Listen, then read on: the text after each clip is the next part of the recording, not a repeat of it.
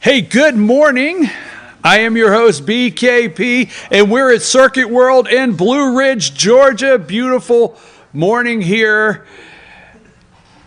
How did Joe Biden slip into a lead, 1,500 now, over President Donald Trump in Georgia? America is asking that question. I'm getting text messages from Michigan. I'm getting text messages from family members at PA, but my family members are, because they're family, they're not quite as, let's say, nice. I mean, just family members saying, what the hell's going on in Georgia? Can you explain this? So what is going on in Georgia? Now, I want to say, well, let's open up.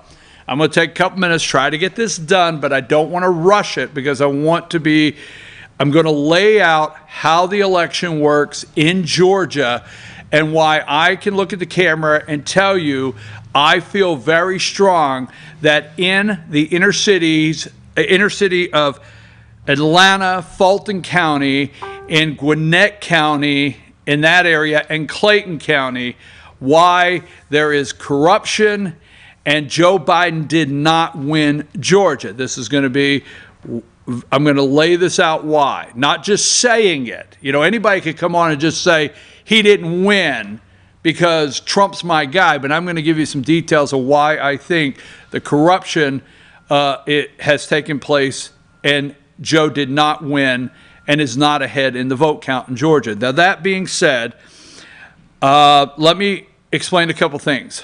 First of all, the Secretary of State of Georgia, Brad Raffensperger, sent every registered voter, in Georgia, this is where our first error is in Georgia, sent every registered voter in Georgia an absentee ballot request. Now, generally, you have to, we're going to start there. Generally, you have to make the request.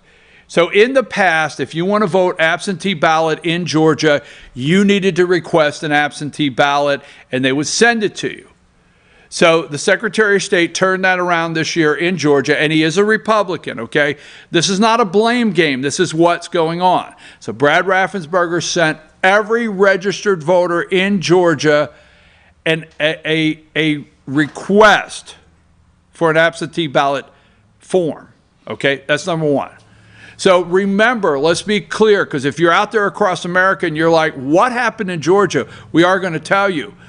If you have been watching for some time, we showed you multiple times where a person said, I got 4 requests for absentee ballots today at one house. Or I got 4 in the mail with 4 different names of people that previously lived at this address. You could go on the internet for the last 3 or 4 months since they've been sending them out, and it's everywhere. There was the joke. Now listen to me, folks, very serious this morning in Georgia. There was the joke on many where people would say, do I mail all 4 in on the same day? Seriously, in Georgia. That's number one. That's our number one, Number 2, we decided, because all of the hoopla about the U.S. Postal Service may not be able to get your ballot there in time, So we decided we were going to have these amazing drop boxes to secure your vote, all right? Now, I'm looking. I don't have time to go over it, but I'm on the internet right now. This is fact. Absentee ballot drop boxes. This is Fulton County. There looks to be, off the top of my head, about 45 locations. 45 locations where you could go and drop your ballot in a box, secure your vote. This is just Atlanta. Don't think about Clayton County and Gwinnett County yet, all right? About 45 locations. Now, there's a couple things here. The Secretary of State of Georgia said a week in advance, you could start opening, you go to the drop box every day, all right, these election boards, 2 people are supposed to go. So when you go to the drop box, 2 people are supposed to go together, unlock the drop box, get the ballots out, and come back and start the procedure of filtering through them. Now, what they do is they open them up, they validate the signature, they validate all the details they're supposed to, and if they meet that criteria, they go on a stack ready to be scanned in. Now, stay with me. So you got all your absentee ballots ready, because the question being asked is, why does Atlanta still have, like yesterday, common sense? People were looking and saying, how does Fulton County still have 400,000 votes to count? Where are they coming from? There should never have been these outstanding votes. Never. Something's wrong. I'm going to explain that. All right? So you go over to the box, you get them out. There's about 40 in this county alone, boxes. You get them out, you take them back, you open them up, you check everything, and if they check out, you put them in a stack. Here's the catch, okay? This is why I'm going to explain to you. I'm going to explain to you something that Fox News, NBC, nobody is explaining to you in Georgia. So you take them back, and they can scan them in. Oh, what? Yes, they can scan them in a week in advance. You see, you wonder why Gilmer County, and you can't say, well, Gilmer County is a small county. And you wonder why Fannin County, you wonder why the other counties around the state, all their ballots were uploaded and completed that night. Even the mail-in. Well, the logic they want to sell you is, oh, it's a small county. They didn't have a lot of mail-in. Garbage. What they did in those counties is exactly what they should have. They went and got the ballots, they checked everything off, and they scanned them in, okay? Now, what happens? At 7 o'clock Tuesday night, all they have to do on the ballots that are pre-scanned in, Fulton County could have done it and should have done it. There's no reason why 400,000, let me look at the camera and tell you, zero reason why 400,000 ballots were still needed to go through on Wednesday morning in Georgia. No reason. Something's bad wrong, okay? So they scanned them in, and then on Tuesday night at 7 o'clock when the polls closed, they're able to upload those. Upload those. It's done. Okay? Now, here's the other thing. So on election day, you still have these boxes. All right? These nice boxes that were put everywhere. Election day, you could go and put your ballot in that box. And at 7 o'clock at night, somebody's supposed to go get those ballots. 2 people. Now, there's 50 locations of these boxes all around the city of Atlanta. 2 people at 7 o'clock Tuesday night, all right, are supposed to go get those ballots out of the box. And what are they supposed to do? They're supposed to put a lock on the box where the slot is so no more ballots could be put in, okay? They then go get those ballots. For example, I can give you, I think Gilmer County had 10. So when they went to the drop box, they have 1 drop box in Gilmer County, Fulton County has 50. They went at 7 o'clock, there was 10 ballots. Then they have to start the procedure, okay? But I'm going to tell you something. At 7 o'clock Tuesday night, you will never convince me that there was 400,000 ballots that they had to start the procedure, that here we are Friday and they're still counting votes. Or was Tuesday, knowing what this would cause, right? Was Tuesday a day where Democrats went and stuffed those boxes full of those ballots intentionally on Tuesday? Is that what happened? Because I'm telling you, this should have never happened, and we should never be counting 400,000 ballots. Where would they have come up if they got these ballots out last Thursday, last Friday, last Monday? They could have opened them and scanned them in and uploaded them, and you would know the election results Wednesday morning at the latest, 4 or 5 o'clock in the morning Wednesday morning, if they would have done that. Or the other scenario, these 50 drop boxes. You see, the other thing I want to be clear on the drop boxes in Georgia, this brilliant ideal, you know that damn sticker you wear, that peach, and it says underneath that sticker, secure the vote? Really? Secure the vote? In these drop boxes, they're supposed to be under surveillance. Yes, the drop boxes are supposed to be under surveillance. How many ballots were put in those drop boxes last Tuesday intentionally? How many? Where did they come from on Tuesday? Why did they wait? Did they harvest the ballots on Tuesday on purpose? Were there that many absentee or late votes or mail-in votes Tuesday? It didn't happen, folks. You got to put some common sense in place. Now, let me tell you one more thing. I'm going to call it the Stacey Abrams Army, okay? The Stacey Abrams Army. Let me tell you what they do. They launched people in Georgia all over, in Atlanta, Clayton, and they went to housing projects. They went to very dense neighborhoods, and they go into your apartment and they say, have you cast your vote? No. Do you plan to vote? I don't think so. Can I help you fill out your vote today? And then they ballot harvest. They get thousands of votes that way and then slam the box. They don't check if they're registered voters. Now, there's a lot to be said with these provisional ballots and the ballots that are getting rejected. But I'm going to tell you this morning in Georgia, no matter where you're at, if you see Joe Biden is up 1,500 votes, right? It didn't happen, folks. Didn't happen. Because you'll never convince me that a man 78 years old, okay, that could not get 10 people to stand in circles to listen to him or blow a car horn, exceeded Barack Hussein Obama's vote count in 2008. Whether you like it or not, in 2008, I sit here, look at the camera and tell you, I understood the vote count for Barack Hussein Obama in 2008. I understand it, okay? Just never going to get me to believe that Joe Biden, that has never been a candidate, I mean, he has never been an opponent.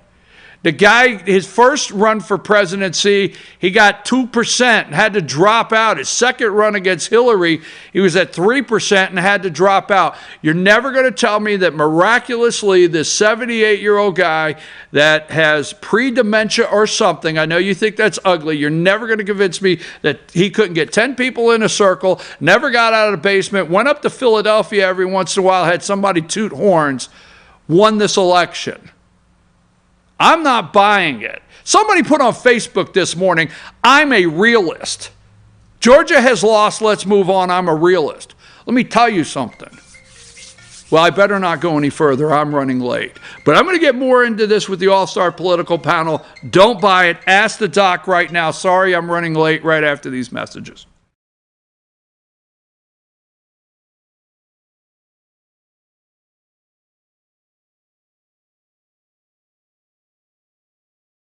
Circuit World has complete queen bedroom packages at amazing prices. Get this queen bed, dresser and mirror, one nightstand, bedding set, and free 32-inch TV, all for only $1799.99 or $129.99 a month.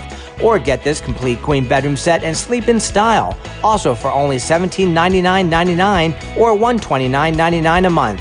What an incredible deal! Stop in today at one of our 5 locations and get the furniture you've always wanted at Circuit World. Ace is your healthful place for paint and home goods, tools, outdoor living, and lawn equipment. But did you know Ace Hardware of Blue Ridge is a little bit more? We have hunting rifles and accessories for your next hunting trip.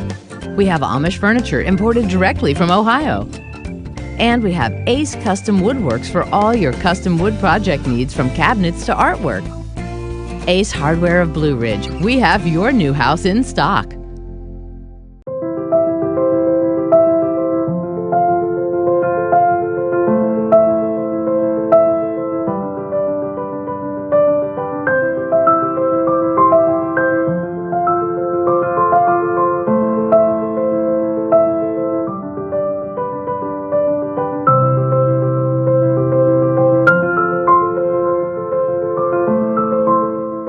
Georgia Diamond is your source for diamonds in North Georgia.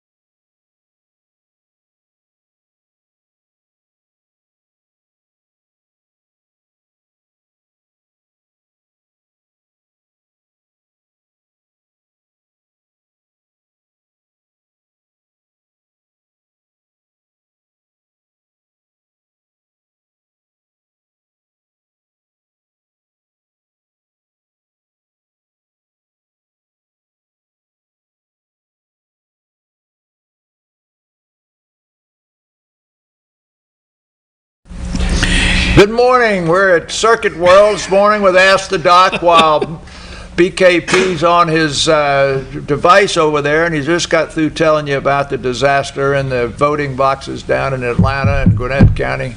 But we're here to have some good news about what's good about the COVID virus, and we're not going to sit here and talk about politics. Dr. Ray That's Tidman, a pretty good opening. Dr. Ray Tidman is my guest this morning, and I'm not wearing my veteran's tie. Veterans Day is coming up. It's a beautiful sunny day in Blue Ridge, about 40 degrees. And BKP, are you going to take over now? Well, you know, if you're going to do the weather, we would like to know what the crosswinds are. We're 21. Right, I mean, you know, we don't want the temperature without precipitation. Okay, we're and 21 inches crosswinds. up in rain still. The lake has got is about 7 feet below maximum pool, but the boats are all out of the water. Folks, thank you very much. We are at Circuit World in Blue Ridge. We want to thank Georgia Cancer Research Center, affiliated with Northside Hospital, for this segment. Again, Dr. Raymond Tidman and Dr. William Whaley, I appreciate you guys. I know you guys powered through. You did a great job last week. I got a couple messages, so I appreciate, and our viewers appreciate you. I just want to say at the start out, they appreciate you continuing to update us on where we are at, or some of the things. Yes, one of our viewers have sent us some hats that we gave the doctor. We have for the All-Star Political Panel. We appreciate each and every one. Yeah, powering through the news of the day as far as elections, we still have a pandemic out there. This week, they're saying, and you know, you say you want to stick to the good news. Now, where the media is concerned, I'm not hearing any. When I say any, I know that's a big word, but I'm not. I'm hearing Europe is on lockdown. Germany's locking down. Johnson's locking down Great Britain for a month or something. Well, they locked down New York. To go to New York as of Wednesday, you have to have a negative COVID virus test within the 4 days and have it in your hand, or quarantine for 2 weeks. Even now, this unless you come from New Jersey or Pennsylvania. And after you've entered the state with a negative COVID virus test, 4 days later, you're supposed to get another test that says you're negative or quarantine. And that is about the worst shutdown I've heard anywhere, anytime. And Europe has got some that are just about like that. I think what the good news is that, yes, there's 1,000 cases, 100,000 cases a day. The case rate, which I wanted to get into the rapid test versus the long tests, but the death rate in Europe per 100,000 people exceeds the death rate in the United States per 100,000 people, and Georgia's at the bottom of the death rate. I mean, that's the good news. I mean, yeah, there's a virus out there. The big thing yesterday, everybody, 8th grader in Missouri dies from the COVID-19. 8th grader Peyton Baumgarth died this weekend after having symptoms, according to officials from Washington's Middle School in Missouri. This virus is going to kill some kids that are young. It's going to kill one, and it's going to be international news. It's still a disease of old people. There's a study that came out yesterday that I think shed some light on what we need to be doing and worrying about. This was Great Britain, British Medical Journal. You trust them. They took 20,000 cases in the first parts of the epidemic. Now, that's where everything's worse. They're going to say things will be better. And the fatality rate among cases in the first several months of the epidemic was 1.15% of all cases in countries with high income. Now, Emily, was the death rate in poor countries higher or lower? Actually, much lower. The death rate in low countries was 0.23%. Why? Because high-income countries have a long life expectancy, a high population of the elderly, and they don't die in their 40s of infectious disease. It was another way of saying that this is a disease of the elderly. In the first wave, the death rate in people under the age of 40 was less than 0.1%. Well, we know it's much less than that now, but then the first wave, but over age 80 was 5%. 50 to 55 was 1 in 250. So one more time, this is a disease of the elderly, even if the first thing on the news was the 8th grader from Missouri. So let me expand on that, because I think that's really the thing we need to bring home. Because one of my pet peeves now is this case rate, this case number, this overall number. Got it right here. So this disease affects different ages differently, and it runs through populations based upon their intensity of housing, how tight they are versus how spread out they are. Not only that, but what we test with today is different and evolving technology than what we tested with at the beginning. So there are more tests on more different machines being affected in more different ways. So Bill just flashed for me, the big numbers, the big scary numbers, okay? I don't think they're scary. I'm getting ready to put them up here. But the thing is that it would be completely irresponsible for a mathematician to put cases on the same graph, okay? Well, let me not interrupt you there. I know what he's saying, and I'm hearing you when you say not scary, but I know what you're saying because I watch on a daily basis. And for example, yesterday, the media outlets were running the 100,000 cases a day now. We're up to the 100. And when you say the big scary number, that's the numbers they're trying to scare us they keep with. adding things on. Right. Okay. But to take this for example, when we started the epidemic, we didn't have enough machines, and we were only testing people that had symptoms. Right. Okay? You jump forward to now, we're testing football players every day, we're testing college kids 3 times a week, and we're testing high school kids and elementary kids evermore. Okay, that's a totally different population than older sick people that we're presenting. So they're different numbers. I mean, if you are a scientist and you're measuring water in a beaker and you're measuring water out in a pond, those are two different places. Okay, you may be using the same thermometer, but they're two different areas that you're testing. So to put it all together as though it's one thing is nonsense. And look at this now, BKP. For the first time, everybody's been complaining about Georgia not reporting. This is the first day they've reported antigen positive cases versus with PCR cases. So yesterday, they said they had 24,882 PCR tests reported yesterday. 1,800 of them were positive. That's 7.5%.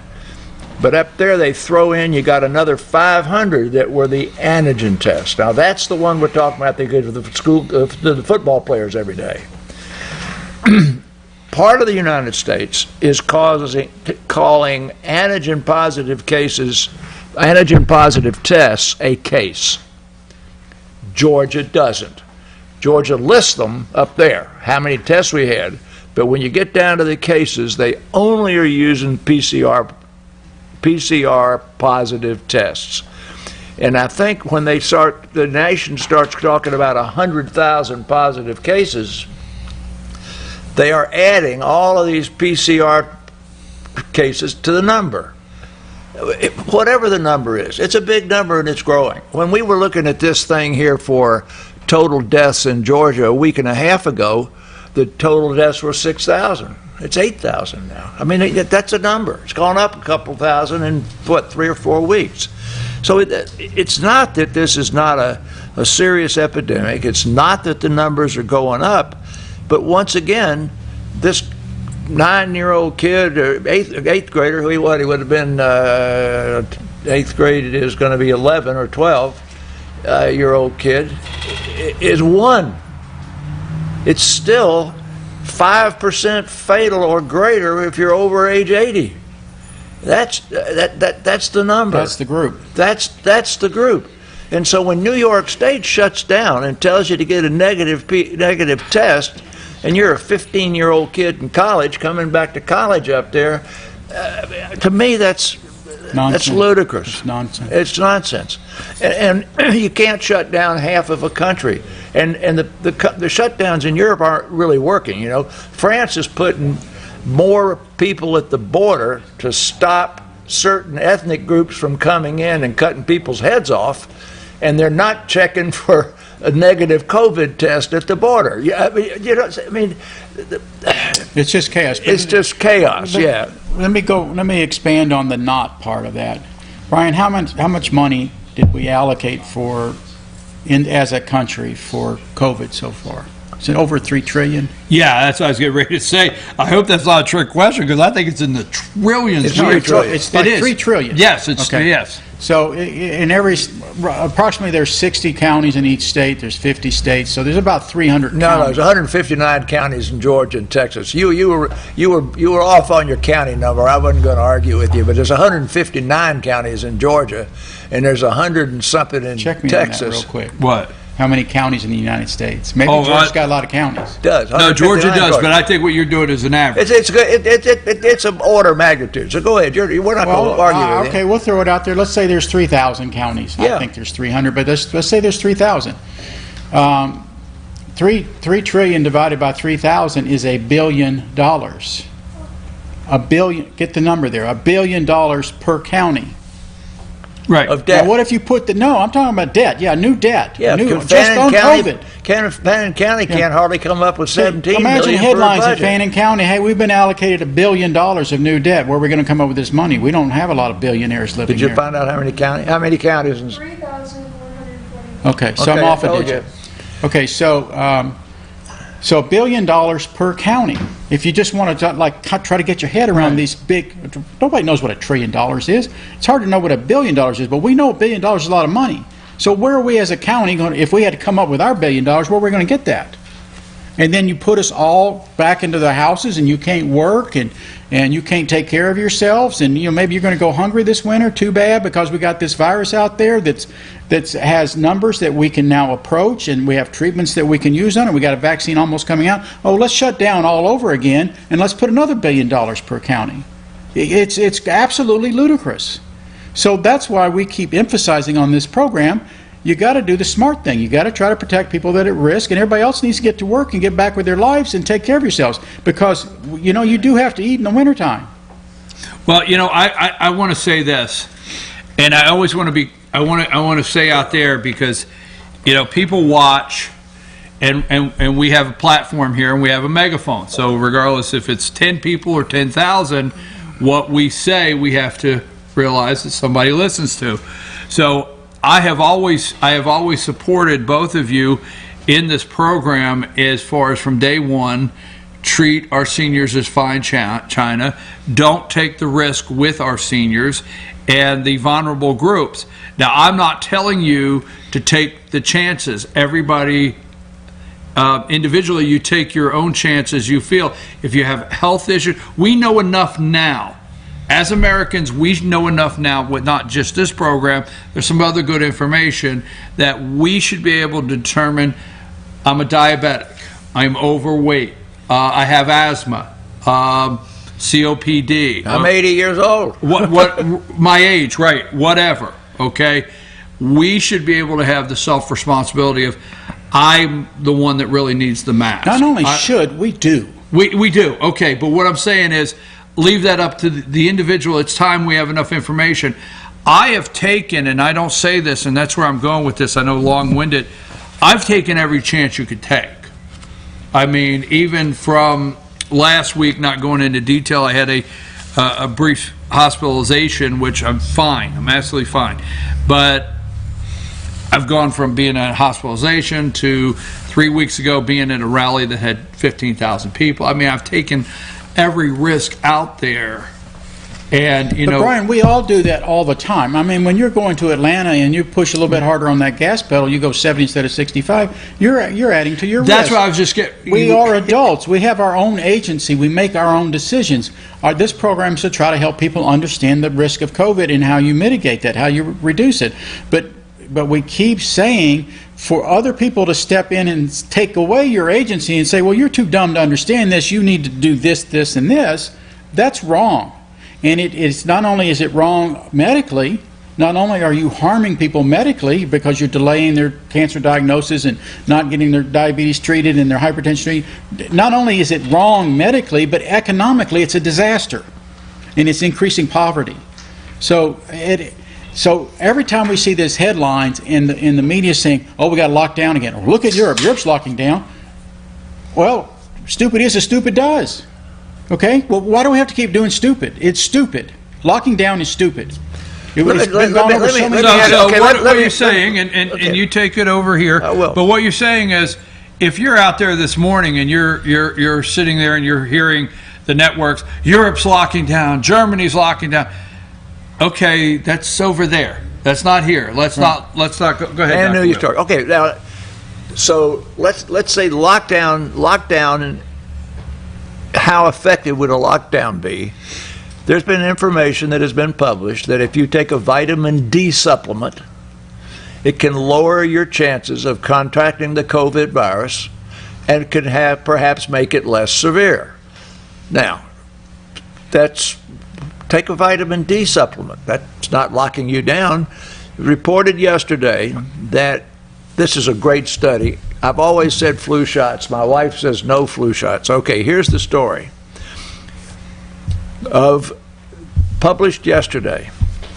If you take 2,000 COVID cases and see who has had flu shots and who has not had flu shots, the people that had flu shots, had not had flu shots, have a 2.4% times greater risk of going in the hospital. That's 240% higher risk of going in the hospital, and a 330% higher risk of going to the intensive care unit. That's the people that did not have flu shots. Now, we got people say, oh, the flu vaccine, it's made in Europe, it's got some. I mean, if something was going to give me a 300% less chance of going in the ICU, I would take my flu shot. So now, here you got vitamin D, you got a flu shot, you've got a mask, you've got 6 feet. That's the mitigating things that we ought to be doing better than going into New York State with a negative COVID test. But you know, New York was clever there, because we've said negative COVID test doesn't tell you you're not going to be positive this afternoon, right? So now they say you got to have another test 4 days later. So they're eliminating that part that you might have had a negative test and be incubating the virus by doing it. How many people you think going to New York State are going to voluntarily do that? I mentioned that thing in France just because they don't have anybody at the border in New York State when you drive in with Georgia tags and you go through the tunnel asking you for your doggone certificate. I mean, that's you know, as you were talking about that, yeah. as you were talking about that, I was just thinking to myself, I have crossed the GW, George Washington, many times. Hundreds of times. I have gone through the Holland and Lincoln Hundreds Tunnel. of times. And I was just stopping to think about those people that take the tolls, what it must be like to check your papers. We grow up. They're not toll takers anymore. It's all done, and there's no toll takers anymore. It's all done either electronically, off Easy Pass, or if you don't have Easy Pass, it sends a bill to your But I just stop and think, what it's got to be like to have somebody checking to make sure you have your proper documentation. There's a couple things I want to make sure of, because, you know, before we leave, obviously, we're not talking about the election in this segment, but the election has played a part in the rhetoric, the how things have been reported. Information. I will say weaponizing information. It's played a part. So now we are doing our first COVID update after post-election day. We're still on track for a rapid, on track for a vaccine. Yes. That's still on track, right? I'm still saying January, February. Right. But yes, we are on track for it. And for those out there that are, if you're new, if my memory serves me right, you said one of the most rapid vaccines we ever developed was the mumps in 4 years. Yeah, it took 4 years. Took 4 years to do. Okay, all right. Let's go back to the news just a minute. Okay, go all ahead. Right, so because it's, I always want to stay ahead of the mass media. Study was just done and reported this last week that again took people in the first wave. See, you can't. How long does the antibody last in your blood? We said this all probably less than 3 to 6 months. The epidemic's long enough now to know that that's true. Well, people that were in the first wave, though, their T-cell immunity, which you remember we were the first ones to talk about T-cells, been 6 or 8 weeks ago. That T-cell immunity has not deteriorated by a whit from the outset. So the antibodies have gone down. The T-cell immunity is staying up. Now, that may be one of the reasons that a flu shot helps prevent you from getting worse COVID, because the flu shot cranks up your T-cells, cranks up your T-cells. So we only know that the T-cell stays active for 6 months. Well, why do we know that? Because the epidemic's only that long in terms of having the data. That thing might be there. Measles vaccine lasts for a lifetime, doesn't it? Yeah. Smallpox lasts for a lifetime, doesn't it? So we have been discouraged about the fact that a vaccine is really going to work if you're depending on antibody immunity, because we've proven the antibodies don't last long. But we should be encouraged that it's going to work if it's going to be one that stimulates T-cell immunity. Well, the two that are looking to be on the shelf by December, which means it'll be January, February before it's out here at Ingalls, both of them have T-cell stimulation. So to me, that's a very encouraging sign about the vaccine. What about, should rapid test positive be called cases? That's what I put up here earlier. That's Right. exactly. Should- Georgia did not. If you'll notice, Georgia Right. left a rapid separate from the cases. In many states, they are calling them cases. Right. So you've got apples and oranges, and that's why I say, I think it was Ray. If it wasn't Ray, it might have been Dr. Rearick said there are 50 states 50 countries in the United States, because there's 50 different states. You're looking at that with the election now, right? Every state has the right to say what a valid ballot is and how you vote and all that sort of stuff. So they're mixed in the way they did things. They're mixed in the way they're reporting this data by state. So that states like New York and New Jersey and Pennsylvania, those New York states are all calling a antigen test a case. And I think what you've said in the past is not everybody that tests positive is sick. And particularly the antigen cases. I mean, that really, that's a bunch of school kids. We're not doing antigen tests at the hospital before your colonoscopy, for example. They're not reliable. If you're going to go get a colonoscopy, you're going to have a PCR test. It's going to take 48 hours to get the report. If you're going to do an antigen test, you're going to have a result in 15 minutes, and yes, you can play in the game. So it's for a different purpose. Everybody knows it's got a bunch of false negatives, but we're not worried about it if all we're doing is taking the kid and put him on the field to play a game, or letting him in the school, or letting him in a concert. Use it in those regards. Yeah, use it to screen people for a concert. Use it to screen people for their athletic events. And when Saban tested positive by a rapid test, and everybody said, okay, Saban can't play, they had a protocol in place, didn't they?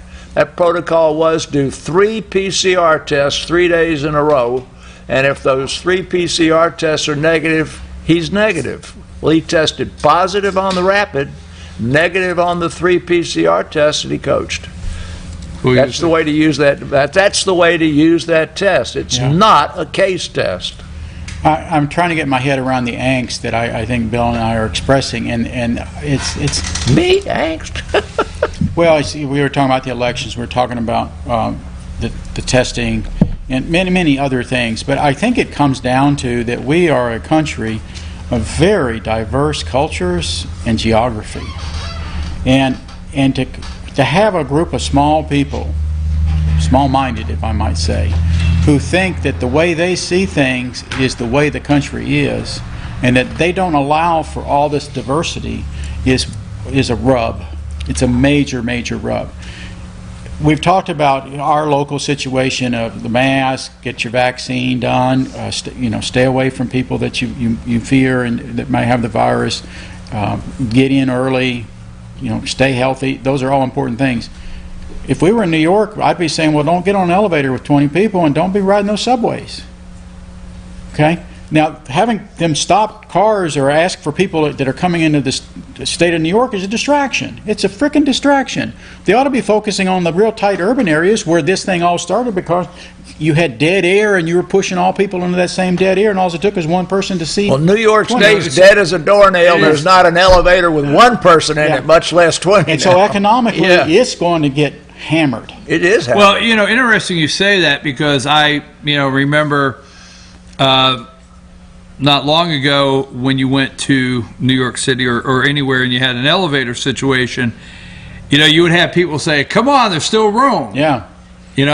It's like, and you were like this, and the doors would close, and Your nose was up. Subway right, too. and same thing with the subway, right? Come on in, there's still room. And I tell you, I do this when I don't go to any crowded office buildings, but when I go to somewhere and there's an elevator and there's somebody that gets in, I actually say to them out of respect, do you mind if I ride this, or I'll wait till the next? If they don't want me in the elevator with them, You're wearing your mask, though. Yeah, but I'll say to them, hey, you mind me? Because I made a mistake. I was at a hotel here not long ago, and I was on the second floor, and the door opened, and there was a family in there, and I got in the elevator and went down. And they looked at me like, I can't tell you how they looked at me like. Because there were already 4 people in the elevator. Yes, and then when we got out, I looked at my wife and I said, "Did you see that?" And she said, "Yeah, but you didn't see the sign that said only one family at a time." And she said, "You jumped right in the elevator." Yeah. Well, the other thing is, all the elevators that I have been in, I've been in a bunch of them the last few weeks, because one day a week I have to go to Atlanta.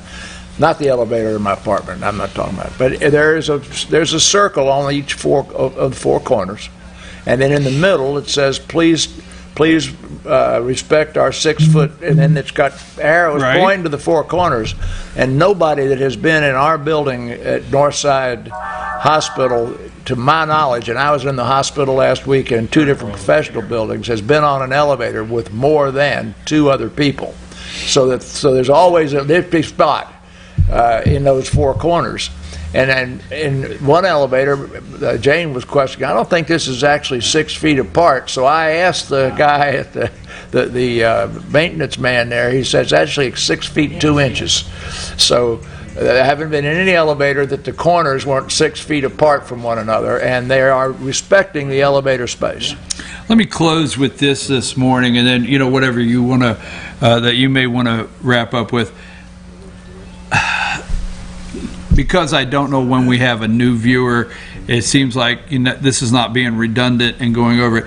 How concerned are you this morning in America that the focus we put on COVID, not that it's not important, the health of America across the board? I think America's pretty healthy physically.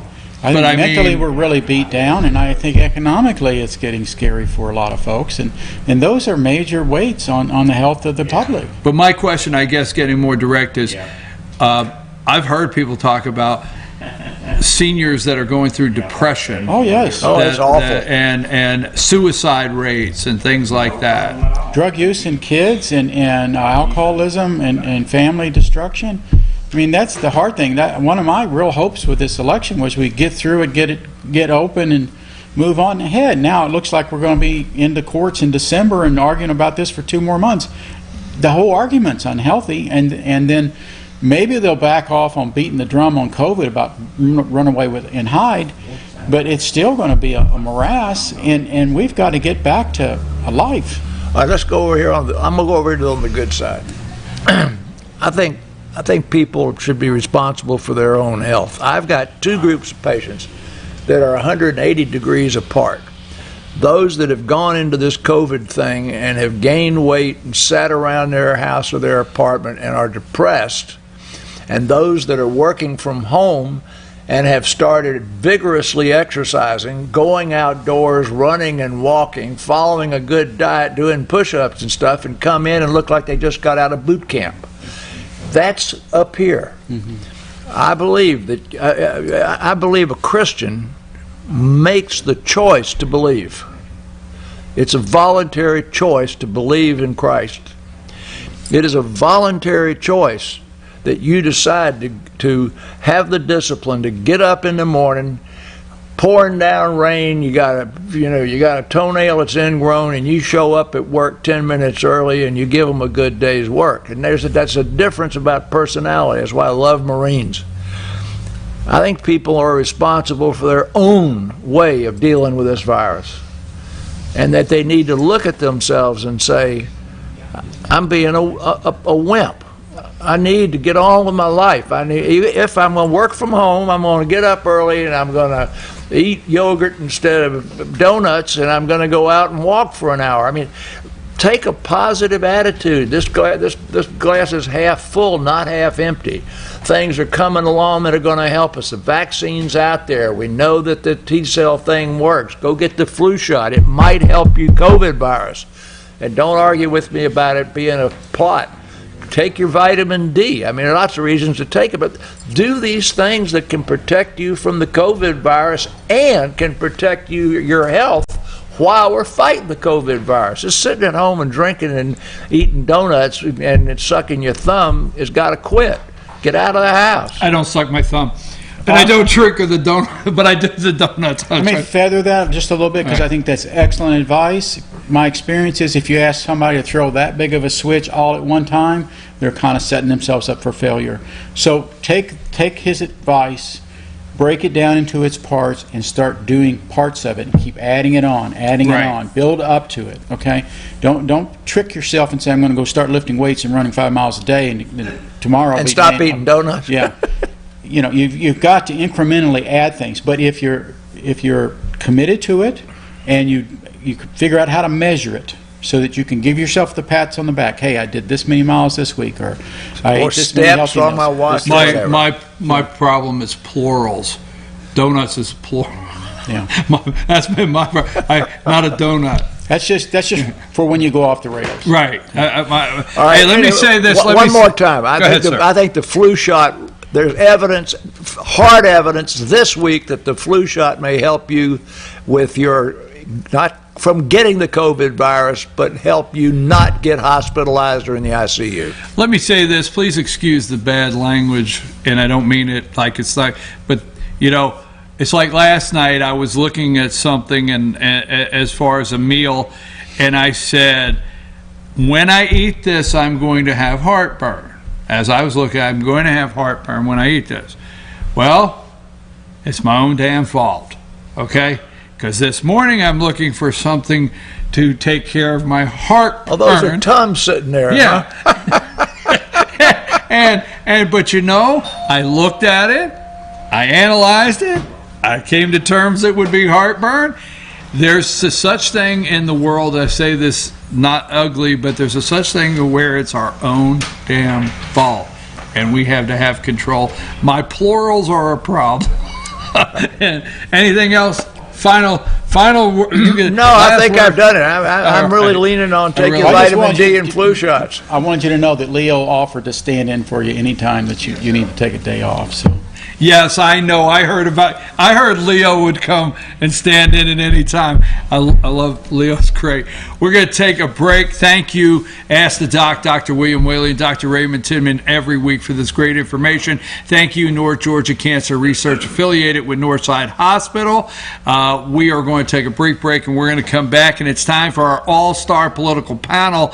And I know they have a lot to say about Georgia, nationally, election, a little bit of everything. So we'll be right back. And there's going to be a guest. Yes.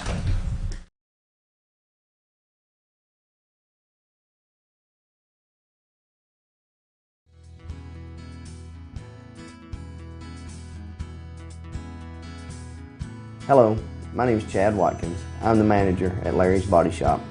We are a family-owned and operated business and have been serving the North Georgia area since 1978. We are located at 1216 Progress Road in LOJ, Georgia. Our shop specializes in collision repair, and we work with all major insurance companies. Larry's Body Shop is ICAR Gold, the highest role of training recognized by the collision repair industry. It is estimated that only 10% of collision shops meet these standards. Our shop consists of state-of-the-art equipment such as laser measurement system, down-drive spray booth, spot and MIG welding equipment. All of our paints are mixed on site so that we can guarantee your paint to match every time. I know that having an accident can be a stressful event. We take pride in making sure our customers are satisfied with the repair of their vehicles. Our waiting area is clean and comfortable with free Wi-Fi and refreshing beverages. So if you're in an accident, stop by and see us at Larry's Body Shop. Do you feel like healthcare has become too impersonal? 3 times an hour, I'll get you in, I'll get you out. At Lifetime Medical Center, you're more than a number. We get to know you, not just your medical issues. Dr. Alana Kent is board certified in family practice and offers same-day appointments. She and her staff treat conditions from minor to chronic issues. Lifetime Medical Center, convenient to Jasper and Blue Ridge. This may sting a little.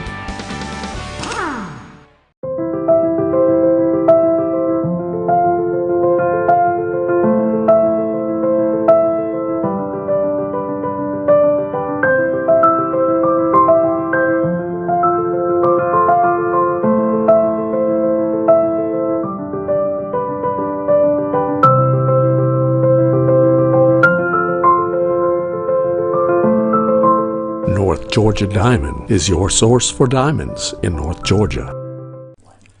In 1981, Reed Nicholson began selling tires out of an old barn in Mineral Bluff. Little did he know that he had just laid the groundwork for the most trusted names in automotive services in the Blue Ridge area. In 1997, Nicholson Tire Center became what it is today, holding the same values of faith, family, and great customer service. 2 locations to serve you, and the Blue Ridge location is currently expanding to offer fast service and the largest U-Haul provider in Georgia. Nicholson Tire Center, Blue Ridge, and Mineral Bluff.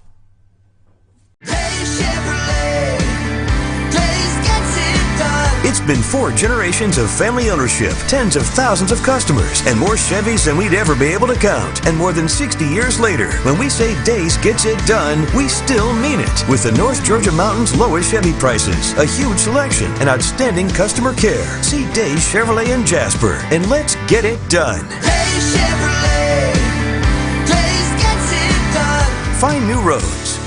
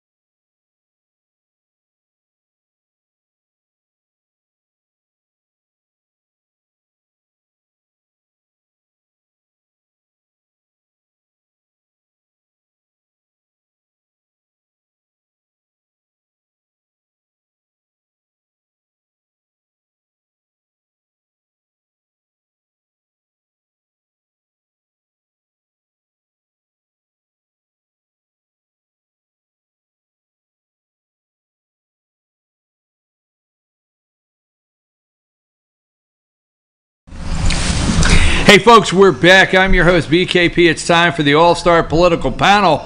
Just ask yourself, the Obama administration knew how to drop $1 billion in a pallet in the Middle East to, Iran, but you don't think they can manipulate, cheat on an election? Really? You don't think so? Folks, David Perdue, we're here in Georgia State. Senator David Perdue, we got a lot to go over. All-Star Political Panel, Rick, Jane, and Dr. Tidman's going to stick around for a little bit. Senator David Perdue is in a runoff, and we have Kelly Loeffler, the senator in Georgia. She is in a runoff. So 2 Senate seats and maybe control of the majority for the Republicans is sitting here in Georgia. We watched overnight as you went to bed. Donald Trump has gone from 300,000 to 200 to 100 to last night as I was watching a press conference to 3,500, and now Biden has moved forward. Now I did this, and we'll get the discussion going. I did this in the open. Chatham County, they threw it out, but keep in mind, David Schaefer tweeted this out. He is the Georgia GOP chair, and I know Mr. Schaefer, I spoke to him yesterday. Chatham County, which is Savannah, if you know very much about it, there was the accusation that 50 ballots that came in after 7 o'clock Tuesday night were mixed in to the ballots that were being counted. And the judge threw it out, said, well, we got no actual proof that they went in there, so I can't really say anything. That's 50 right there. Just think all over the state. 50 here, 50 there, 1,000 here and there. Then I also told you about the election boxes, those boxes, right? All over, about 50 of them. Jane, let me show you this. Just take a second. And as you can see here, You can see on the screen absentee ballot boxes. This is just Forsyth County. You can back me up. There's about 50 locations on there alone just in Forsyth County. Wonder how many of those ballots that were harvested were slammed in those boxes Tuesday to create this chaos. I don't know, but let's open there. Rick, where do you want to go with this morning? Oh, there's just so many places. You know, you don't know where to start. The fact that 5 Democrat-controlled states would shut their counting down all at the same time for 3 hours, and then mysteriously, when the voting started again, Biden was unbelievably closer after Trump was running away with those states. He was so close. 400,000 here, 120,000 there. Not just all getting straight closer. tickets. Yes, not just getting closer, but big blocks of votes All and not straight even tickets. accidentally won. Like, was it Philadelphia somewhere in Pennsylvania? Was it Philadelphia? 23,000 just immediately. I think Michigan was 138,000. I thought it was 237. Well, they're denying that. Oh, okay. Well, I mean, the media is running. They're denying but that there were the happened. counts at the time that showed. It shifted. It shifted from 1 hour to the next. And exactly that. Who handles? That's okay. Who handles these flash drives? I keep reading the stories that a flash drive was corrupted, and they've had to re-enter the votes. I mean, there's one story after another. They had problems with their software. Go ahead, Rick. Yes. You know, before that happened, the betting odds were 75% for Trump to win. That was a lot of money being bet on this election in different countries, everything else. Then, for some unexplained reason, Wisconsin, Michigan, Pennsylvania, North Carolina, Nevada all stopped counting simultaneously in unison. How does that happen? Mm-hmm. They took a pause at 1 o'clock. None of those states counted any additional votes for the next 3 hours. All 5 states have Democrat governors. Suddenly, during the 3-hour shutdown in the dead of the night when most people were sleeping, all those states found enough votes for Biden to catch Trump. 5 for 5. Now, wait a minute. We were doing election night coverage. Yeah. And I'd like to go back. I think I'm going to go back and look at the tape and see if Michael, our director, had the camera on me when you said this.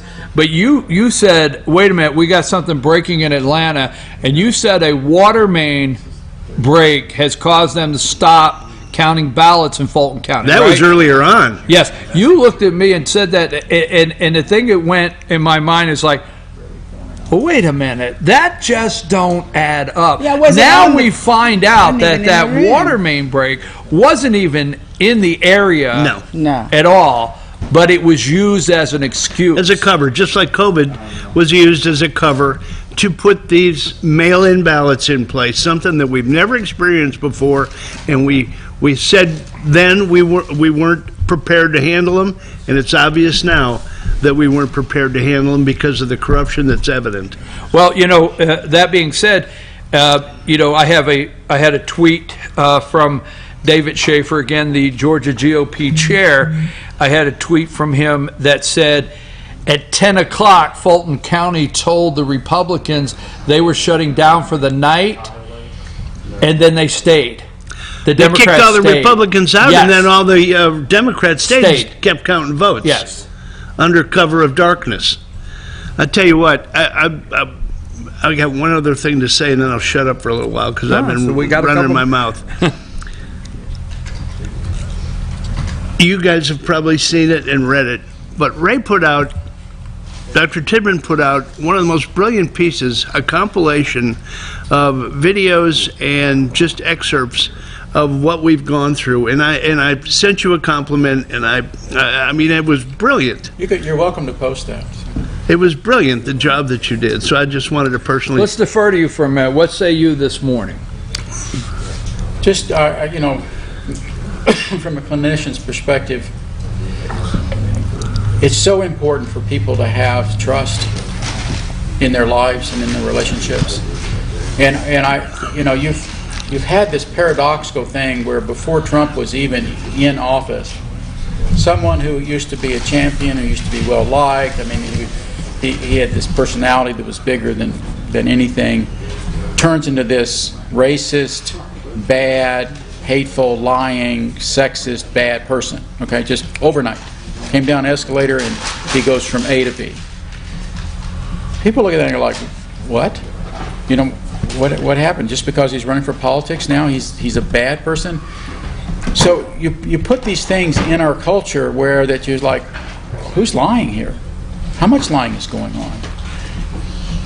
We are in this battle for our country right now because there are two halves of the country that are relatively good people that have a perception that they're being lied to. Now, there's a whole bunch that have been told that Trump's a bad guy and he's a terrible guy, and anyone who says otherwise, they're lying. And there's a whole lot of other people that are saying, getting the job done, respectable, works hard, takes a beating, gets up and goes all over it again, keep him at it. The other people are lying and tricking and sneaking around. I think we as a country, we've got to get to the bottom of this, because part of the core of our country was hard work, integrity, trustfulness, looking somebody in the eye, shaking their hand.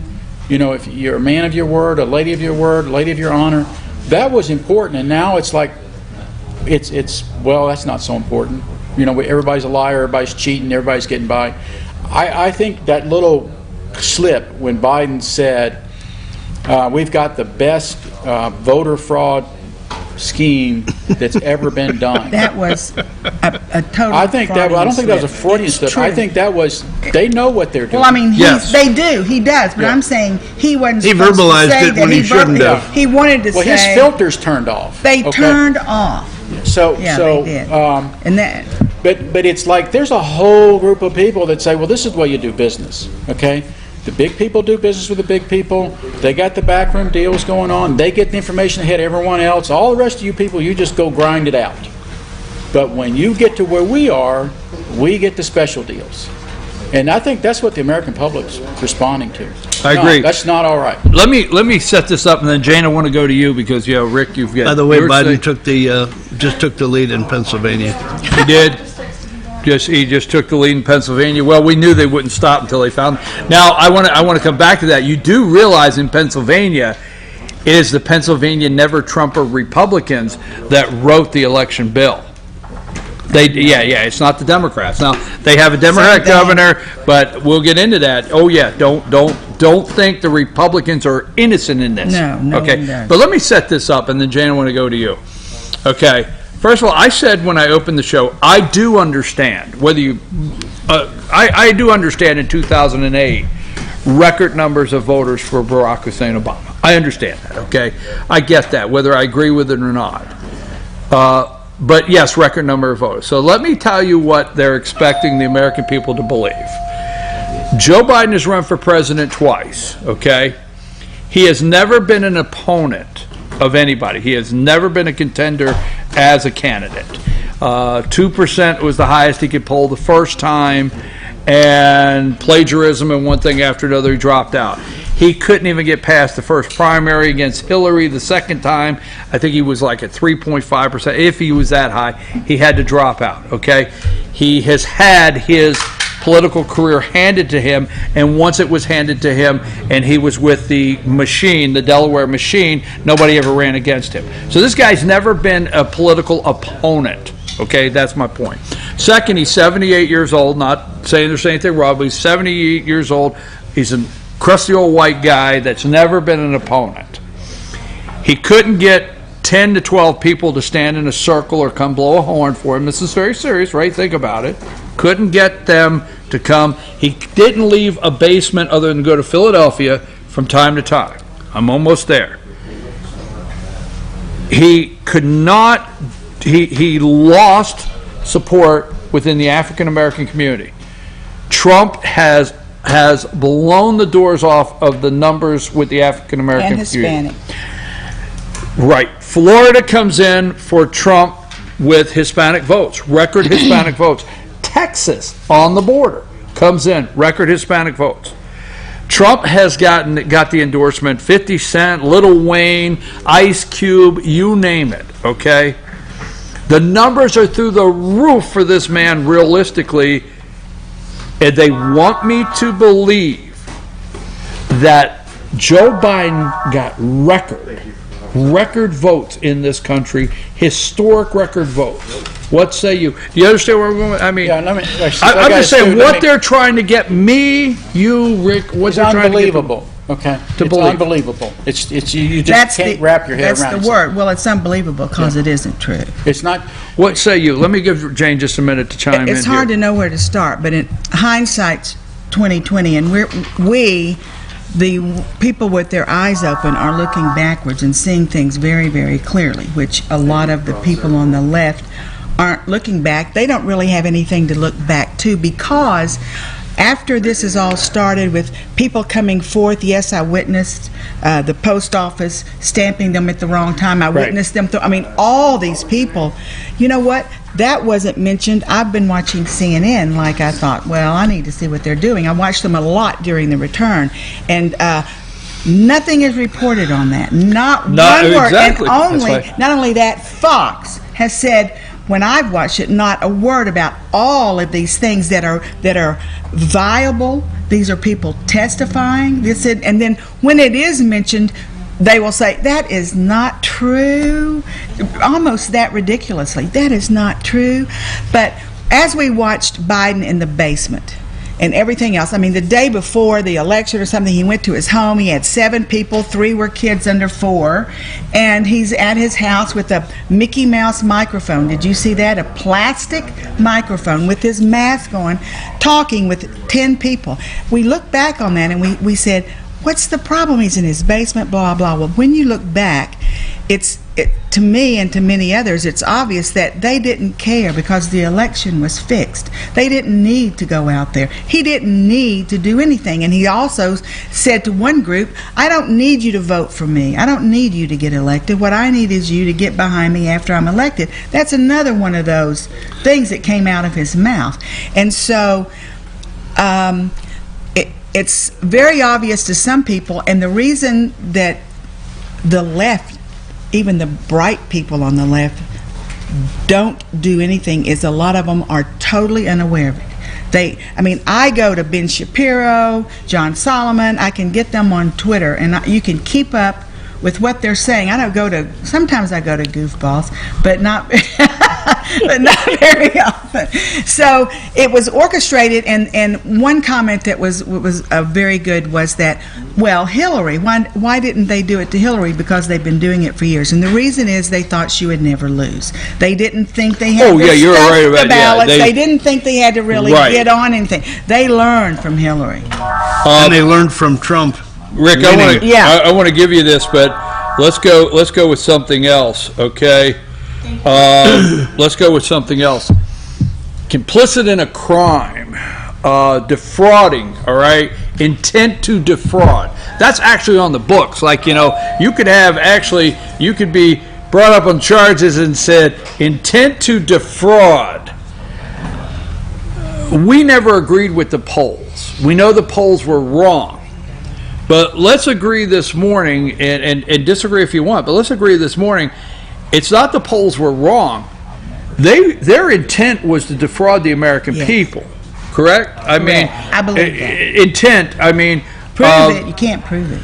When you look... You can. I think the corruption is as deep with, I think we've got a serious problem. If you say we got to solve this, and I say solve, or we got to figure it out with the election, I don't think we stop there right now, because I watch Joe Scarborough every morning. Whether, I watch CNN every morning. Rick, you know that. You know how my show works. I start at 4 a.m. I watch them. So I've watched their manipulation.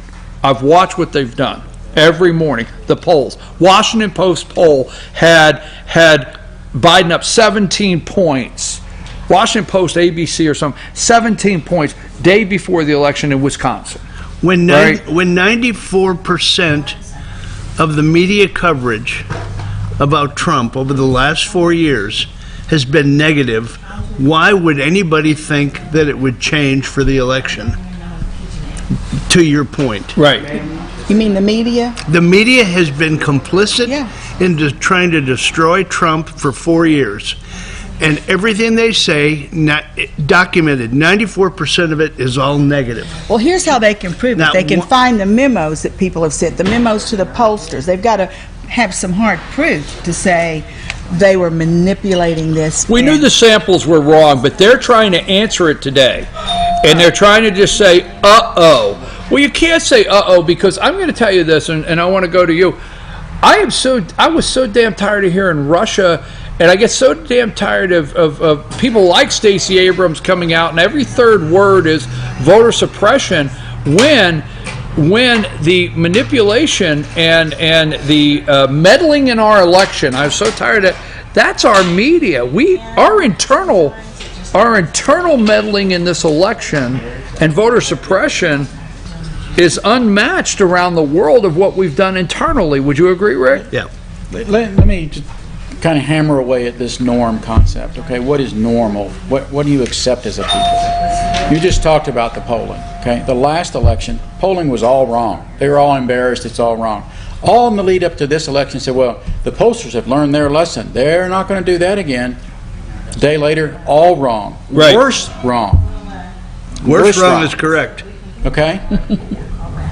What is normal for us as Americans, you jump back 100 years ago, was that if somebody did not want to be called a liar. Because if you were a liar, you were excluded from common good culture. Mm-hmm. Yes. If you were known as a liar, it's like, I don't shake your hand. Mm-hmm. Okay? Now we've got people lying to us constantly, and we've got media saying, it's just the way we do life here now. So what, they got the polls wrong? Well, it's their mistake. No, it's not a mistake. When they're that wrong, and if I am taking advice from somebody and they're wrong and wrong and wrong and wrong, I stop listening to them. So, but the media keeps putting out there, well, no, you need to listen to us some more. We're just going to lie to you some more. It's all okay because that's what happens now in this world. It's not what should be happening in our culture. And that's where I want us to really set back down and say, I'm not going to live like this.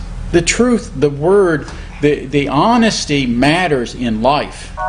Otherwise, you're swimming around in a mud puddle, constantly trying to find your way, and life's hard enough without people stirring up mud and trying to make you confused. So this is why I think as a culture, we are at a turning point where enough people are going to say, no, you cannot, as an FBI agent, doctor papers and go before a judge and lie about it and get a surveillance warrant illegally and bring down a general.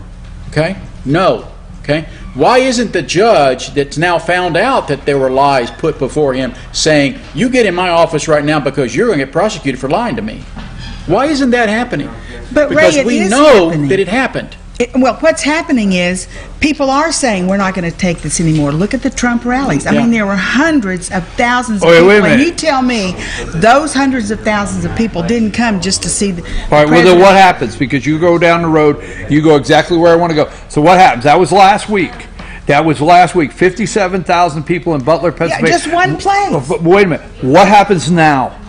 Are the American people not going to accept it? Because I had somebody ask me earlier, okay, what are they going to do? Is the court's going to do this? Is the court's going to do that? That's my whole point, Brian, is that those people are riled up and saying no and hell no, but the media is going to constantly saying, no, it's okay. Right. This is what we do. Right. But those red states, those red people that were at Trump's rallies aren't listening to CNN. But are the American people going to say, we're stopping this now? I hope so, and I don't know how they're going to do it without, I don't want civil war. Ray, to your point, it starts with the politicians. They can go to the well of Congress. They can go to the well of the Senate and stand up there like Harry Reid did and bold-faced lie and then laugh about it later about lying about Romney's taxes.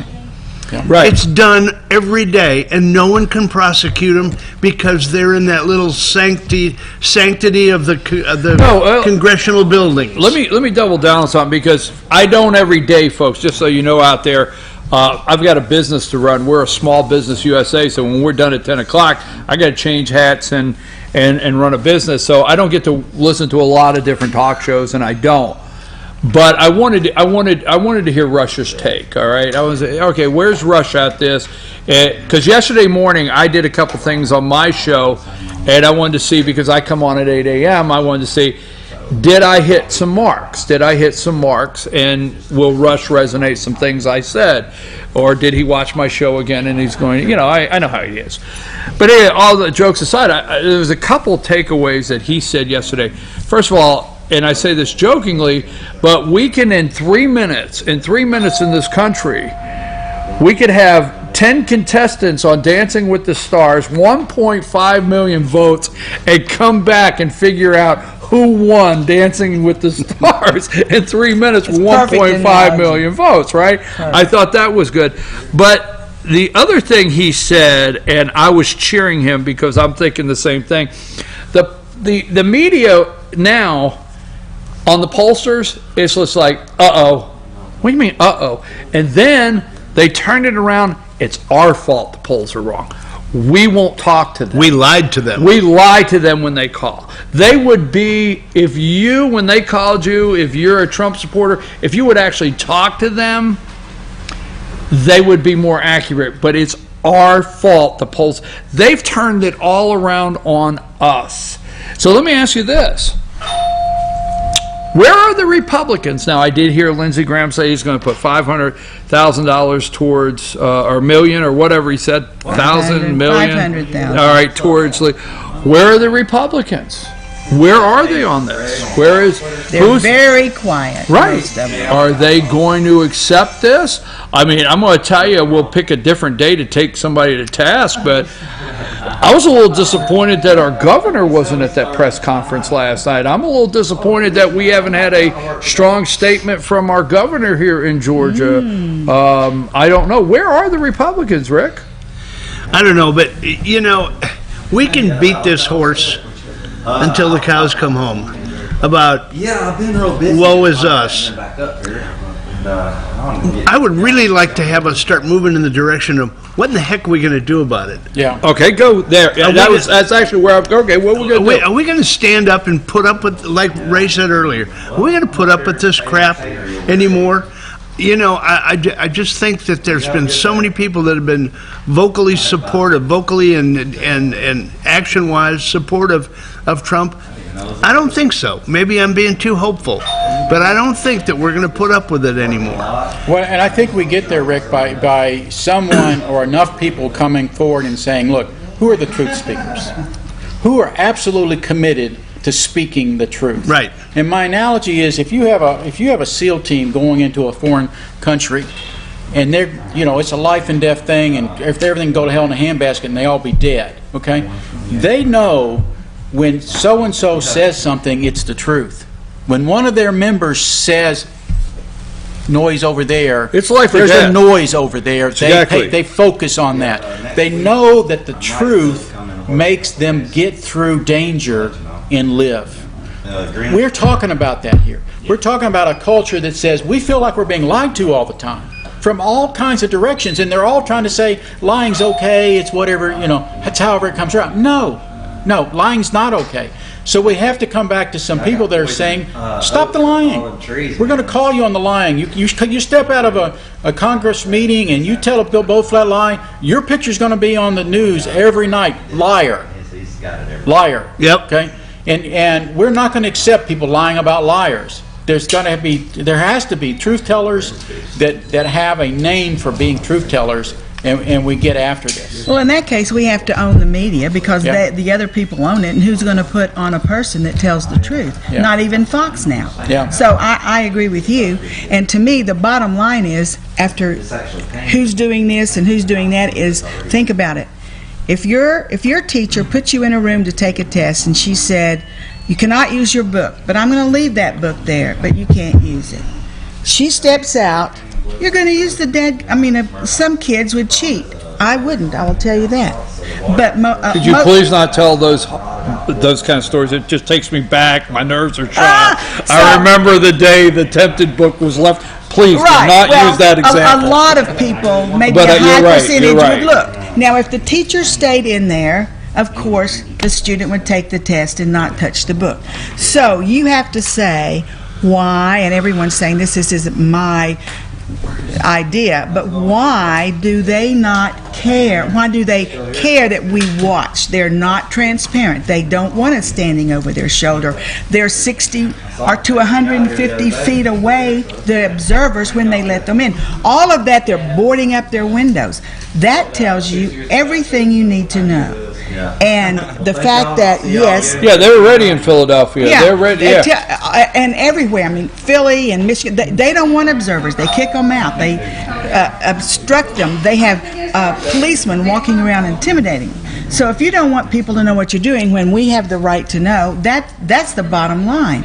It looks like to me that's the basis for something's going on here and halt the presses. And you just hit on a real pet peeve of mine. It's part of the educational program. When I was in engineering school, I didn't have a closed book test. Never had a closed book test. It was, can you solve this problem? You got this much time. Okay? You can open up any book you want. And that's the right way to do it, because that's what you do in real life. That's what life is all about. I've got to solve a problem. I got to go look this up. I got to find whatever I need to find out. And I'm going to be able to solve it in time if I already basically understand what's going on here and I know where to go look. Okay? But to make this false choice of, did you memorize the answer last night?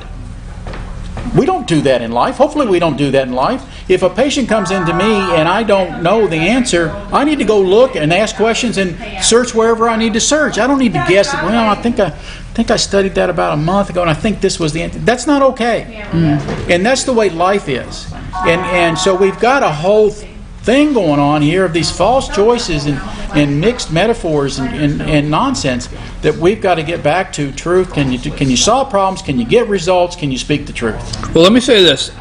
Pennsylvania, let's go back there for just a minute because you asked what do we do. The president came out yesterday and about 30 minutes, ABC, NBC, CBS cut away. They cut away. They cut away from the president. But something I told you before we went live, there's been two major things that the president has said that I zero in on that we have to understand as a country, as our country. I get tired of hearing we have to save our democracy. The president said after the impeachment scam is we can never let this happen again to any president of the United States, not just me. The next president cannot be spied on. What took place, it can never happen again to any president of the United States. So it even includes if Joe Biden, you would be the next president, we can't let it happen to you or the next one. Yesterday, something he said that resonated the same exact, it's not all about him, is what's happened in this election. We can never let happen to the American people's election process again. We can't let it happen again. And if we don't stop it now. Now, he is the warrior that will fight this. That I got to give that's him. Where he is the right guy that's going to take this on. I said off screen, I think you have to go do a do-over and hold certain states' elections all over again and say we're going to monitor this properly. We're not going to have all these shenanigans. We're not going to have 3 a.m. We're not counting, but we are. We just have to back it up, or we're going to live with a lying country. Northampton County is a very moderate county. There, in 24 hours, they put a rally together and had over 10,000 people in the pouring rain, and right outside of Allentown, just like that. 24 hours, over 10,000, and this is a metropolitan area. Now, my question this morning out there for you, if you went to a rally,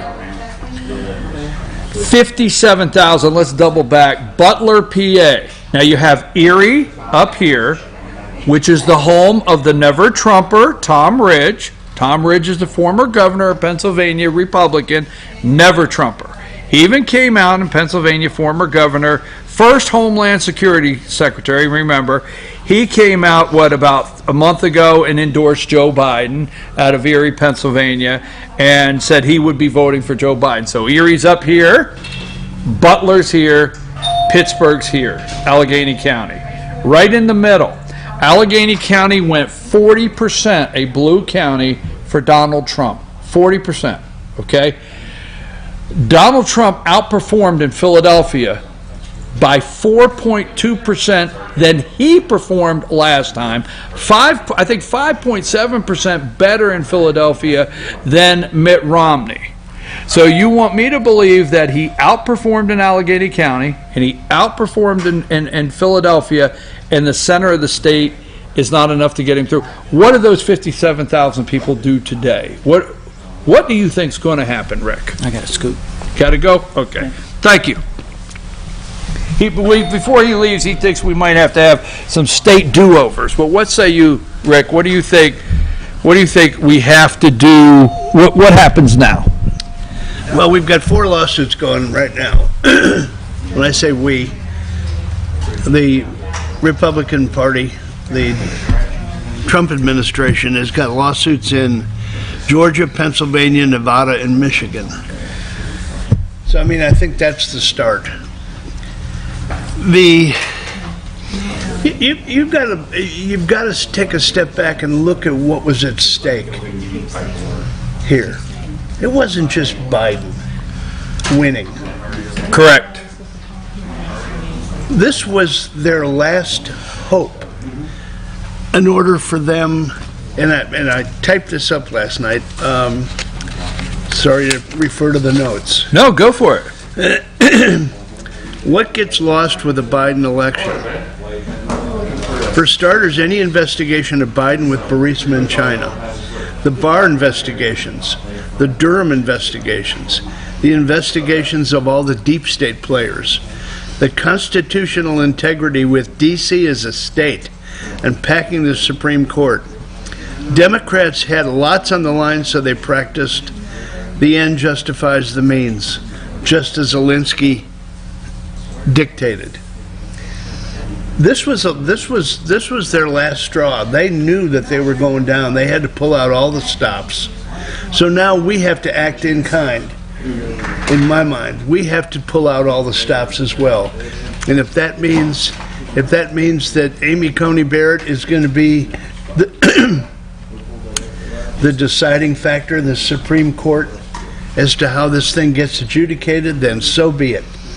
How do we do it when I feel that I think there should have been, and there's been a couple, so I don't want to say all, but I think there should have been some very massive press conferences. I think there should have been, Republicans should have had a press conference that had 20 Republicans standing behind them. There should have been, there should have been a House of Representatives, should have had all of these people standing to show support for the president.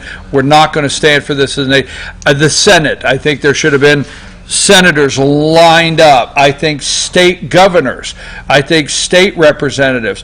Where are they at? I see them ducking for cover, don't you, John? Well, where they're at is they are hiding because they are terrified of the repercussions if they do it. Many of them are compromised, whether you want to believe it or not. No, I think you're 100% right. Many are compromised, and if Biden gets in, they are going to be annihilated, or they're going to jump on the bandwagon and just keep everything going to the socialist state. Now, many people know there was a 16-year plan to get our country totally into a socialistic country, starting with Hillary. For her 8, Obama was going to finish it out with his 8. So Hillary's loss knocked him off 8 years. So there has been a push that's carefully and strategically organized by the deep state, the Illuminati, you call it anything you want to call it, and they've gone to the media, they've gone to the schools.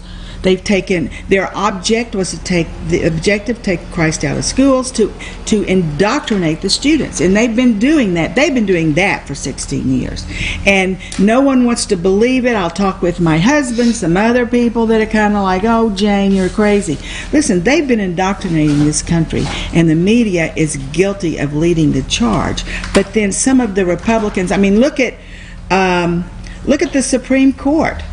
Look at John Roberts. I mean, heck, fire. I mean, give me a break. It's so obvious that they're polluted, and unless Trump gets in, we are done. And I am not exaggerating. As a free country, Trump is a candidate. He's a once in a lifetime candidate. Nothing will ever be the same. Campaigning, nothing. This was our shot to take back this country. And if we don't support the effort to ferret out the fraud and corruption right now, Yeah, it's our last chance. we don't have any more shots. This is our last chance, just like it was the Democrats' last chance. You want to hear some rabbit hole stuff? Well, wait just a second. I'm not against the rabbit hole stuff, but in the interest of time, this is pushed. You know, when I say something's wrong, the reason I say it like that is I'm not alone. If in the past we felt they stole an election, I think when I say everybody, I think the majority of this country, well, they say 50% of the vote. Out of that 50% of the vote, I think everybody's like, they stole something here. We've been cheated out of something, and it's not just Donald Trump. Our vote has been taken away because we've been cheated. But where I'm going with that is, look what Trump did with the Senate. The House gained, 5 seats, didn't lose any. The Senate will go into control, but that's where, see, they're trying to do everything to stop the Senate from having control, because let me tell you something, if they get control of the Senate, it's a major mess. All right? Yeah, but when they find these fraudulent votes, the fraudulent senatorial and House votes are going to be in there also. Remember, they're going to. It was all straight tickets. All of these fraud votes were straight tickets. Right. Well, if it's fraud, that was to your point. Right. Right. So that will all have to. Well, we've got 2 runoffs in Georgia now. I mean, we've got David Perdue and Kelly Loeffler. I said earlier I'll take it to task later, but I'm a little disappointed that I don't see Brian Kemp coming out with a major statement. Not a word. People, let me switch this. You can have rabbit hole time. I don't care, but let me switch this. It's not big rabbit hole. Well, this is what you said, so I'm gonna. What I'll say it is. I don't like Fox News. I don't. I have been anti. When I say anti, I will tune in to Tucker. Okay. And like I said, now I got a business to run, so there's other things I got to do. But I will tune into Tucker. And I thoroughly enjoy the 5 at night. I don't. I mean, for those out there, if you call him between 5 and 6, he starts whining and crying. You know, it's time for the 5, and you call me. Oh God! All right. But I do not feel. There needs to be, there won't be on our network. Let's just put it like that. Our network is growing, FYN TV. You will not tune in, my promise to you, and find Donna Brazil or Juan Williams. You will not, and that's my promise. So I don't know how you can sit and listen to Juan anymore on that. But that being said, I won't watch the 5. I'll watch Tucker. I love the great one, Mark Levin. I mean, I still like Sean. Laura, but there's a couple. But in general, why do you think Fox put Arizona up and is so stubborn they won't remove it? 50%, 30 minutes after the election, the polls closed, with less than 50% of the vote counted, they put it in Biden's column. Whereas with Florida, even 94% in, and Texas, a huge amount in. They wouldn't put that up, as like I said on that 4-hour show that we did together, and I stand by it. And it's been verified. It was all optics. They did not want to throw up a 29 electoral college state, which would have put Trump ahead of Biden.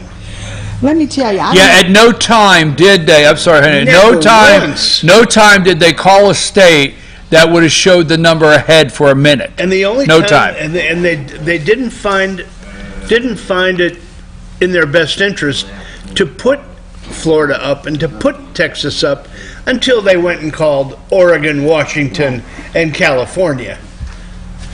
As soon as that happened, the other 2 states went in for Trump.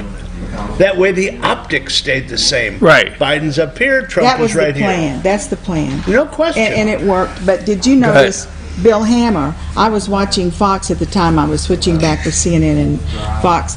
The minute that Fox called Arizona, Bill Hammer was on the screen, and he went, "What?" Because it was absurd. It was totally absurd. Many states they called for Biden. Biden was at that point behind in the polls. It was very early in the night, and that's what was.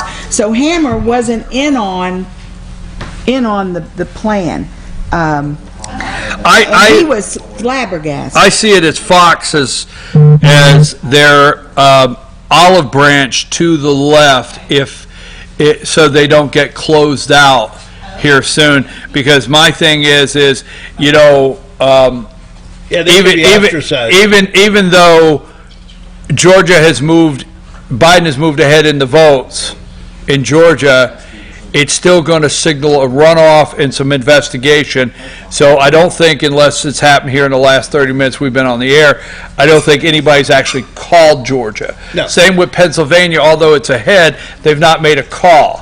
Okay. Why is that when they called them? Even so though earlier? they've called Think it, about it. that means Wait. those votes aren't certified. Right. But what I'm saying is, a major network actually giving it to the state, like Fox did Arizona. My opinion is the reason Fox has done that is they're at 264. Okay, they're at 264. The Harry Reid machine out in Nevada is working to give that state. I think the next state to be actually called, will be Nevada. Okay, all right, and I think Fox wants to be the one that calls Nevada, turns it blue, says 270, and if you're watching, has that major breaking news, Joe Biden, presumptive next president. I think Fox wants to be the one to say that, because you realize right now, NBC even couldn't say it. And you understand what I'm saying? I think Fox wants that to be able to do that. The thing is, what they say doesn't mean a hill of beans. And so I saw CNN say, look, it's not for anyone to call it but the media. We call the election. They said that, and it was in writing. I'm thinking, no, you don't. I mean, they have people that camboozled. Mm-hmm. We've called it, so it is. Yeah. It's just like, I'm going to tell you, I'm going to save that for my closing. Wait till I say, Jane, I didn't mean to interrupt you earlier. It wasn't because of anything you were going to say, but I wanted to get a couple more things in. You got a rabbit hole? Because I got to. No, I'll save it. You want to save it? Okay. No. If you want to tell us something. No, never mind. Yeah. Come on. What a lot of people are hinting at, first of all, you look at General Flynn's tweets, and he says, don't give up, we're going to win. Now, that was day before yesterday and yesterday. He is saying, hang in there. That's curious.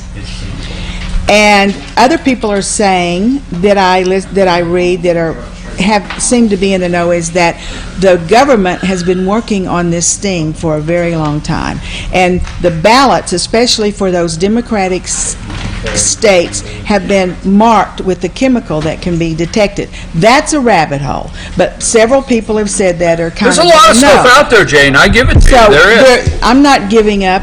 And I think I believe it's going to be a big blow up, and things are going to be exposed, and Trump's going to be president. For some reason, I have a feeling that there is going to be some kind of bombshell that just opens a total new can of worms. Winners and losers. That's where we're at. I don't have any winners, but what I do have is I've got a loser. There are no winners yet. There really aren't any winners. My loser is the average working Americans, because they lost. And the other thing that's a loser is the election integrity, because it's gone. Those are my two losers: the average American worker and the election integrity. Well, the consistent winner for me, he is Tucker Carlson, because he lays it on the line. He interviews the people that need to be interviewed, and he asks the right questions, and he does not let it go away until it is totally explained to the people. And he is one of our saving graces. And so I think he's a winner. every day, and there are a lot of losers if this happens. Can I backtrack 1 second? Yes, you sure can. I would like to be able to sit here someday in the future, in the near future, and announce that the winner is all these Trump supporters who have stepped up and supported this guy like he has done for us. I want to see everybody who voted in this election and voted for Trump. I want them to step up, show support, make something happen, and say, damn it, I'm not going to put up with this anymore. We're going to do something about it. That's the winner that I would like to announce in the future. Good. I think that's what they were doing with Trump's rallies. You know, going out and saying it was funny that, not funny, but it was interesting Jane brought that up because I took a screenshot because I follow General Flynn. I took a screenshot because I wanted to share this morning. General Flynn tweeted out, calling all Republican leaders, muster your courage. Time is now to speak up and join with patriots across this country. And then Mark Levin shared the tweet, the great Mark Levin, amen, General Flynn, where the hell are the congressional Republicans? Where's the Georgia Governor Kemp? There you go. I didn't take him to task, folks. Some people come after me, say, quit trying to call it. Mark Levin said it. Where's Georgia Governor Kemp? I just want to share something because I think yesterday I spent more time, and if you don't know, you got to get a phone call from Jerry, my brother, from time to time, and get his. Sometimes he's very, very good. Remember the union thing one time? There wasn't enough people. Sometimes Jerry just can put it together. So I just want to say this. We're a very political family. I want to give a shout out to my sister Lee Snover that's over at the courthouse right now with Trump lawyers in Northampton, Pennsylvania, that's over there now. Nonstop work. I want to give a shout out to Jerry, my brother, that has orchestrated more flag-waving, Trump-signed things there in Pennsylvania. He has done an amazing job. And I'm not just picking those two. They are my family. But every time I see Jerry post on Facebook, come on, Trump supporters, we're waving flags till midnight on this corner. And I see my sister put out and say, hey, at Republican Party headquarters, I got another 300 signs, and we got them all ready to pick up. To me, it just mirrors those people all across this country that are out there that have done that. So my big ones to you. But, you always hear the words of your parents at times. And I used to love it because one of my dad's favorite words was bamboozle. And we would get in there and you'd tell my dad this big story and he'd say, now, son, don't try to bamboozle me. Or if you go in there, he would say, son, I think you've been bamboozled. Okay? I used to love when Dad threw out bamboozled. America, if you think Joe Biden has won this election, you've been bamboozled. And please, let's not be bamboozled at this time in this country. Let's step up. And Rick, thank you. I don't have the name up. I was supposed to bring them last week. I wasn't here. Thank you to our viewer for these hats. Thank you very much. Trump-Pence 2020, Lord willing. Right. So we're not done. Are you done? That's very prophetic. So let's just make an agreement right now. We haven't given up, have we? No, we haven't. There you go. Jane's at peace. At peace. She and I had a conversation. She's at peace. Trump is going to win. Got it. Hey, we needed this. You need this. I'm going to tell you, you need this next segment because we're going to simmer down and enjoy our Pet of the Week. It's going to help us all enjoy the weekend. Right after this, Pet of the Week.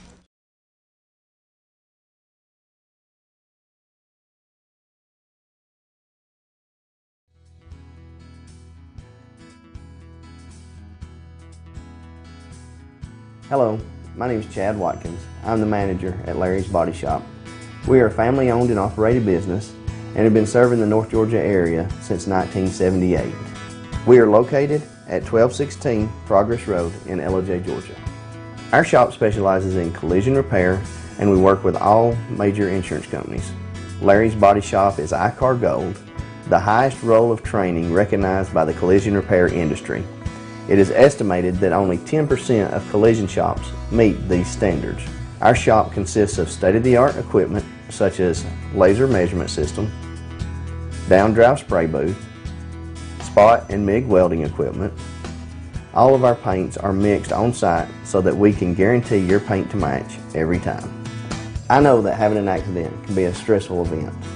We take pride in making sure our customers are satisfied with the repair of their vehicles. Our waiting area is clean and comfortable with free Wi-Fi and refreshing beverages. So if you're in an accident, stop by and see us at Larry's Body Shop. Do you feel like healthcare has become too impersonal? 3 times an hour, I'll get you in, I'll get you out. At Lifetime Medical Center, you're more than a number. We get to know you, not just your medical issues. Dr. Alana Kent is board certified in family practice and offers same-day appointments. She and her staff treat conditions from minor to chronic issues. Lifetime Medical Center, convenient to Jasper and Blue Ridge. This may sting a little.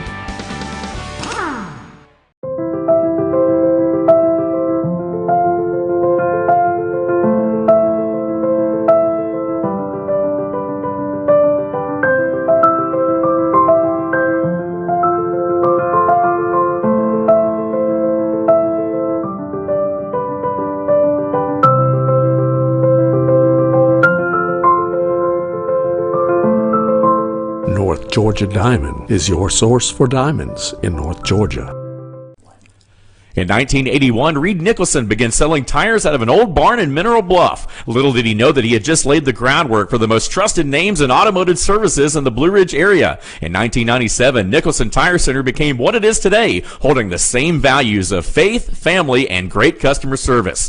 2 locations to serve you, and the Blue Ridge location is currently expanding to offer fast service and the largest U-Haul provider in Georgia. Nicholson Tire Center, Blue Ridge, and Mineral Bluff.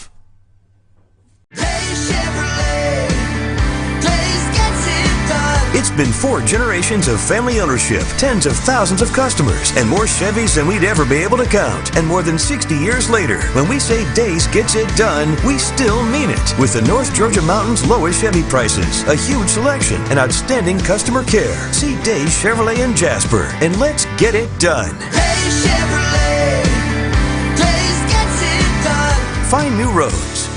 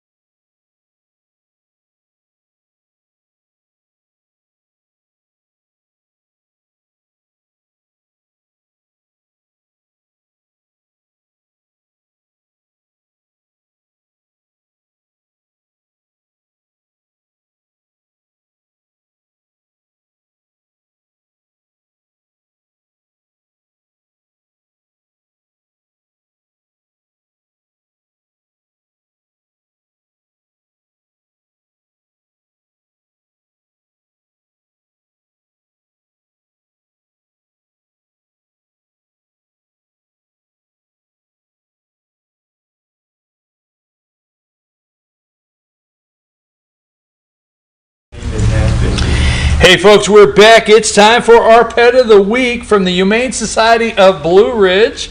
And this is Pugsley? Pugsley, yes. Hi, Pugsley. Little over look at the camera. 14 weeks old, little over 3 months. A little over 3 months. Where are you going? Yeah, we had 7 of them. We named them after the Addams family. And this is Pugsley. Morticia got a home.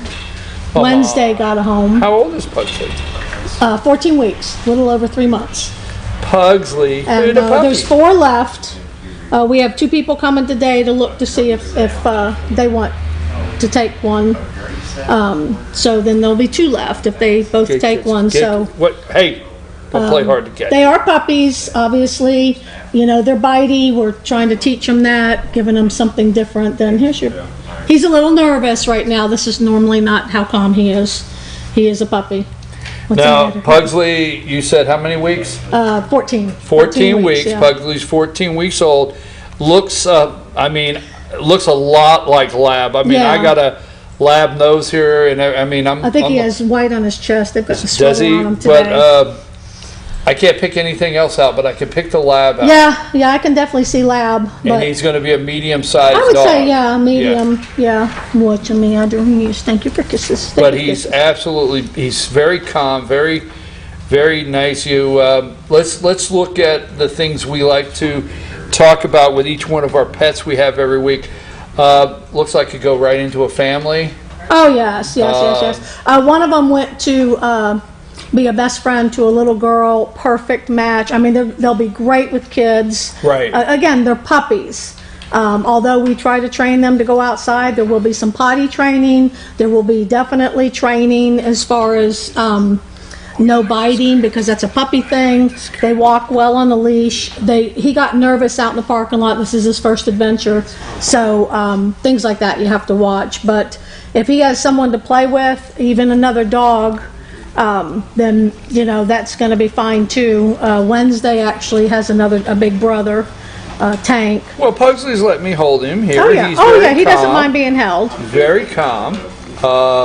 Maybe just a little nervous getting out today. Mm-hmm. Now, I know you just told us this, but how many are left? 4? Did you say? There's 4 left. Four?